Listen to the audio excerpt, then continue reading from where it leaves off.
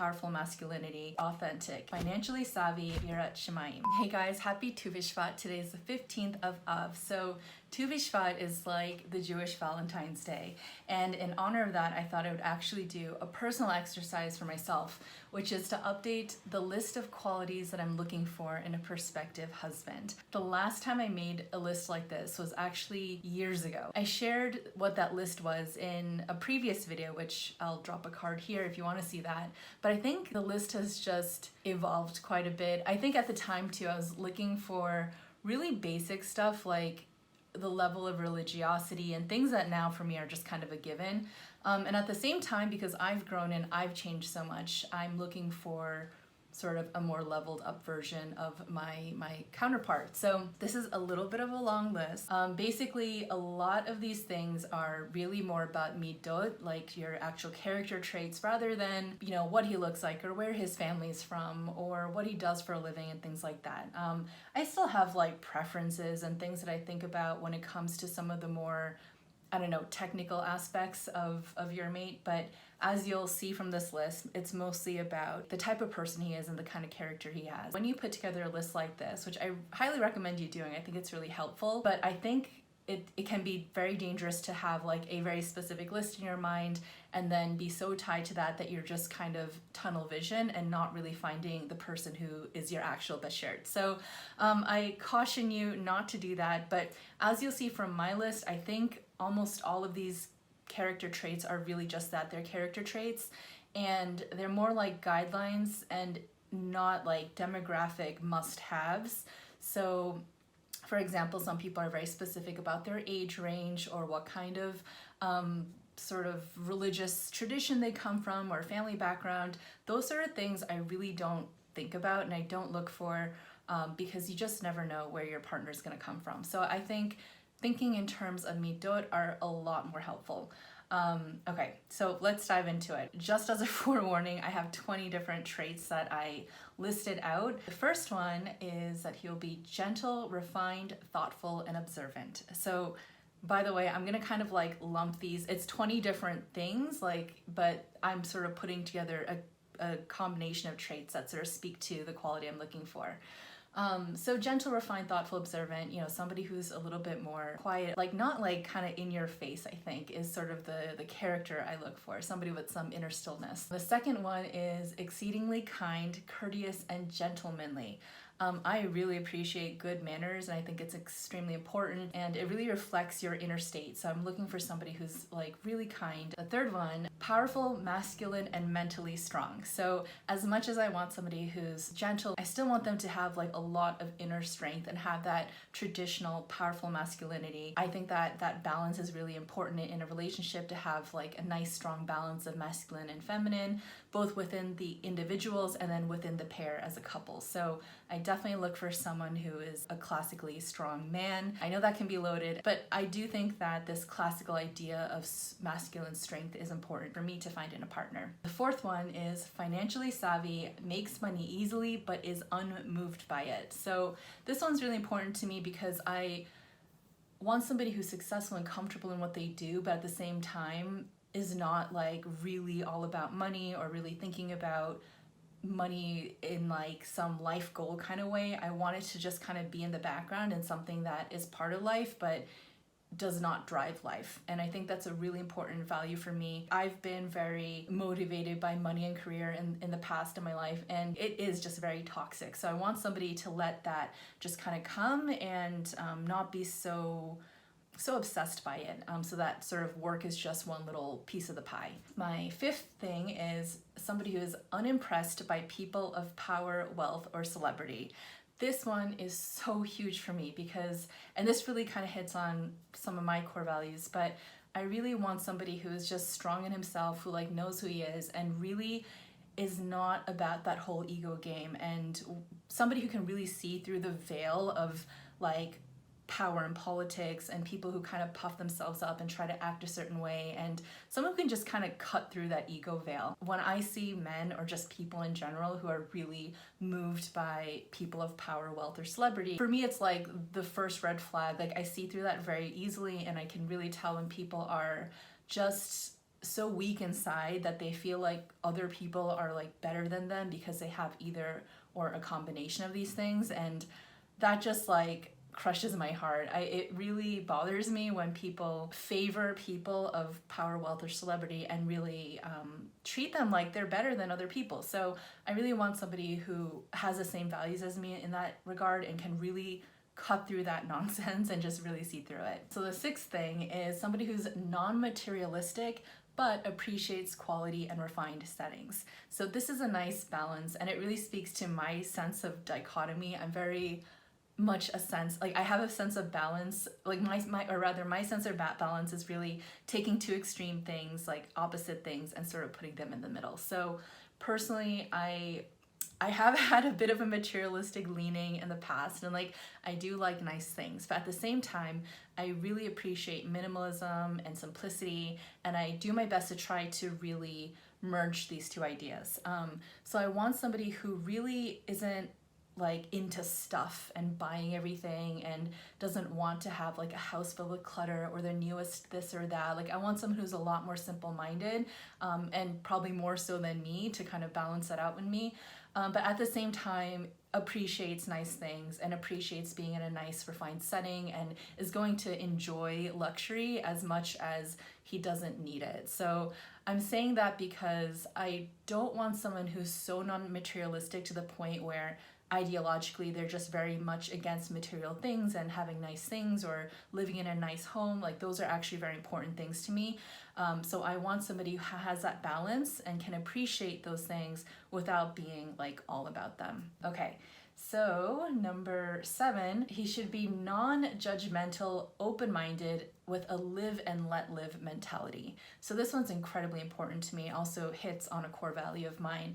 I really want him to be just very loving and open-hearted to people of all walks of life, all backgrounds, even people who are more difficult or challenging or are completely opposite than him. I want him to love and appreciate each and every human being for who they are, what they bring to the world, and to be able to see differences between people like that without being so judgmental and so harsh. And I think this is probably the hardest trait to find. I think most people, I don't know, yeah, I think it's the hardest trait to find. I think most people do have quite a bit of a judgmental attitude, and most of that usually comes from lack of self-love. So I'll kind of touch on that later, but I really want somebody who is completely like has their sense of values and preferences, but is completely fine with everyone else in the world having theirs. Okay, number 8, somebody who's curious, amused, and in awe of the world. So I want someone to really enjoy the world and enjoy life and creation and think about Hashem with this like wonderful sense of awe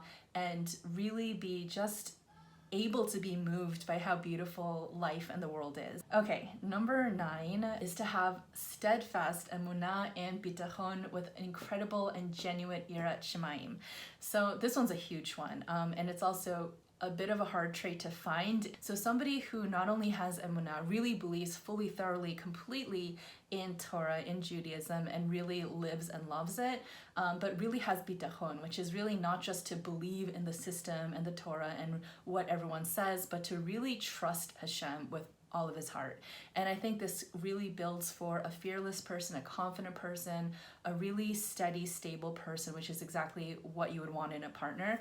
And I say with an incredible and genuine yirat shamayim because I want that to be coming from a sense of love and awe, and not the kind of fear of heaven where you have this like nervousness that you're doing the wrong thing, or this idea that everyone in your community does it a certain way, so you need to do it a certain way. And it's just really, I want it to come from a sense of really respecting and revering and loving Hashem thoroughly with all of his heart. So yeah, it's kind of like a heavy grouping, but incredibly essential. But as long as he's sort of on the path to developing that level, I want that foundation to be there. It's the like integral core part of what builds, I think, a successful, peaceful, calm, happy life. Really incredibly important.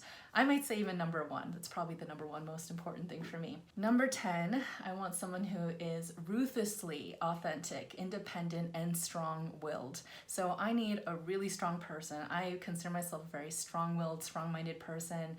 I do my best to try to be ruthlessly authentic. It's kind of another, again, a core value of mine. It's not something I would say I have this like fully developed sense of yet, but it's something I absolutely strive for. So I want somebody who appreciates the need, and the spiritual value of being ruthlessly authentic in terms of us really reflecting the spark that we were supposed to emanate in this world, the reason why we're created.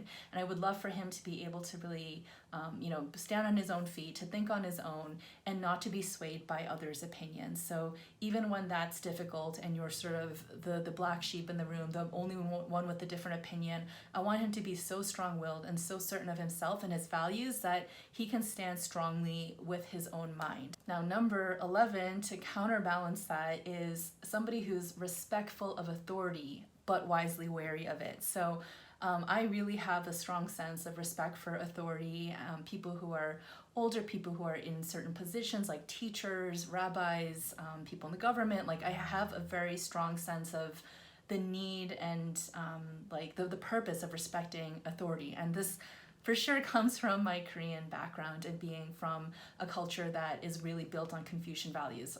So I have a strong respect for authority. Thankfully, my parents really cultivated that in me, and it's something that I really appreciate as a healthy attitude in life.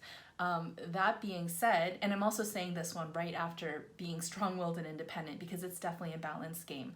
And I also wrote here, though, but wisely wary of it. So you can and should be respectful of authority, but it doesn't mean that you have to take everything they say at face value. You should always listen to things openly and respectfully, but always have take it with a grain of salt and have your own opinion. And also, just because you give somebody respect because they're in a position of power or authority doesn't mean that you have to trust them and actually agree that they should hold that position. So I think that's a really important sort of just life lesson orientation, to have somebody who's sort of savvy enough to understand that there is a system in place and to respect that system, but at the same time, not to let it fully rule over you. So I want a man who can really appreciate that balance. Number 12 is somebody who's socially savvy, well-liked by others, and cheerful and pleasant to those around him. So I'm a total introvert, and I'm not exactly a social butterfly. I can be, I feel I depends on the time and place, but when I'm in social mode, I can be a complete social butterfly and be really into that and have a lot of fun. But I want somebody who is probably more social than I am, because I think it would be a healthy balance. And most importantly, whether or not he has a bigger, social network than I do or not, I want him to be socially savvy. So, just having social grace, social manners, and especially being just a nice, pleasant person around people, whether you're friends with them or not, I think is incredibly important life skills. Okay, number 13. Incredibly respectful, loving, and grateful to his parents and family, and equally so of mine. So Kibbud Av V'em is one of the Torah values, the halachot, that is to me the most cherished and precious and really, really important to know and respect where you come from, who created you, who brought you into this world, who raised you. Even if you have challenges with your parents, still have utter respect and even reverence for your parents, I think is incredibly important. So I want him to be somebody with a strong relationship to his family, who is really respectful of them and thinks the same of mine. Number 14, quite simple, equally able to lead and be led. I would say this would apply both to my dynamic with him, where at certain times I would be the leader, at certain times he's a leader, and we have this nice balance. But just in life in general, I want a man who's a real leader, but at the same time, I don't want him to be so, power driven or egocentric that he always has to be the leader, because I think really a good leader comes out of knowing when to lead and when to be led, and being able to be a really good follower is what I think builds really good leadership. So I want him to be in both positions in life so that he is in sort of a healthy state of leading and following and growing and learning from other leaders around him. Okay, number 15 is super important. Somebody who's emotionally intelligent, extremely self-aware, and psychologically attuned. So personal development is incredibly important. It obviously builds and creates a stable, steady individual and a stable, steady relationship and home. So I want somebody who is really emotionally attuned to himself and those around him, and has a bit of more of like a psychological, analytical orientation, so he can kind of know how to deal with the emotional inner world. Number 16 is exceedingly confident, open to criticism, and unafraid of conflict. So I paired these together with being confident, because I think that if you're really a person who stands in their power, who is really confident in a genuine way, you're not afraid of criticism, you're not afraid of conflict, because it doesn't threaten your ego, and you're really actually genuinely strong and confident. I think that's kind of a must-have for me. Number 17 is fun, playful, and even childlike at times, well balanced as an adult and inner child. So this also plays to this very fully developed character where you are at the same time your inner child and your adult self, that you can balance being playful and fun with being serious and more attuned to what needs to get done. And I think having that balance is incredibly important. It's harder and rarer to find people who actually have this adult and inner child balance. So I would hope that he has that nice balance within himself. Number 17 is always learning with a genuine desire to grow and improve. So I would love for him to be a Torah learner, to be like for sure learning things every day. If he's studying Gemara, like big bonus, that's a plus. But even outside of the Torah world, I would really love him to just be the type of person who's always engaged in self-development and growing and learning and increasing knowledge and just having that growth mindset. Number 19 is an interesting one because I've been thinking about it more lately as I see people who are sort of the opposite of this. So I want somebody who appreciates good health but is not obsessed with it. I'm saying this because I want somebody who's healthy but can also like have fun, have a glass of wine, or eat something fun once in a while. Like I see people who get too obsessed with their body or too obsessed with not eating certain things, and it almost becomes an ideology and becomes very judgmental and toxic and just not very balanced. So I want somebody who's very balanced when it comes to appreciating good health and kind of can be a little bit more relaxed at the same time. And number 20, which I think underlines like the word I would want to use for my husband, is simultaneously sovereign and humble. And the underlined word is sovereign. I want somebody who really stands in his power, who like knows who he is and feels confident, powerful, and strong, but at the same time is a real person, is soft, is gentle-mannered, and is humble, knowing where he comes from, who he is, how insignificant he is in the grand scheme of creation, and at the same time feeling like he is really sort of in his element in creation at the same time. So yeah, that's the combination. And those are my 20 aspects, characteristics, midot that I'm looking for in a prospective husband. And I want to say all of these things are exactly the type of woman that I want to be or that I feel that I'm becoming. And I think this was a really good practice, again, just to see where my values are and to really put my focus on what it is that I'm doing in finding that mate, because I think the most important thing is to become the woman or the man that you want to be for your spouse. And I think people get, especially in the Jewish dating world, it's a very different flavor of dating, and I haven't really engaged in it. Like today's Tu B'Shvat, there's like flyers and stuff for Tu B'Shvat singles events. Somebody invited me to a white party, and I just don't want to be in that whole single scene, to be honest. And sometimes for work or for my community, I'm sort of adjacent or part of some of those things, but I'm not really out there looking for somebody and doing the whole Jewish dating thing.